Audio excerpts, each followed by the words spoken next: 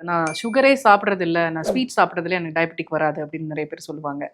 இந்த விஷயங்கள பத்தி சொல்லுங்க டாக்டர். இன்னும் கூட வந்து ஊர்லலாம் நான் பார்த்துருக்கேன்.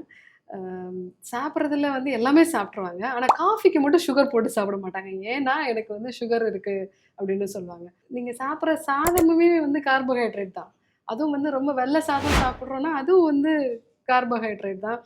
இட்லி, பொங்கல் எல்லாமே கார்போஹைட்ரேட் தான்.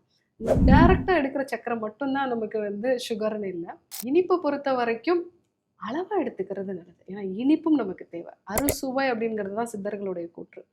அறுசுவையில இனிப்பு சுவையும் நமக்கு மனதுக்கு மகிழ்ச்சிய குடுக்கக்கூடிய ஒண்ணு. என்னைக்காவது ஒரு நாள் நம்ம சாப்பிடலாம். காலையில நான் வந்து இட்லி, தோசை சாப்பிட்டு, அதுக்கப்புறமா ஒரு இனிப்பு சாப்பிடுறேன். காஃபில வந்து நெறைய சுகர் போட்டு சாப்பிடுறேன். இதெல்லாம் வந்து தவறு. ஏன்னா ஆல்ரெடி உங்களுக்கு அது பிரச்சனை. உங்க உடம்பால அந்த சர்க்கரைய வந்து செரிமானம் பண்ணி உடல்லேருந்து கழிவா வெளியேற்ற முடியல. திணறுது. நீங்க எக்ஸ்ட்ரா இன்னும் கொஞ்சம் வெயிட் குடுத்தீங்கன்னா, இது வந்து தவறுதலான விஷயம். அது சுகர் மட்டும் கிடையாது. நீங்க சாப்பிடக்கூடிய அரிசியும் தான் அந்த ஒரு விஷயம். அரிசி, கோதுமை எல்லாமே.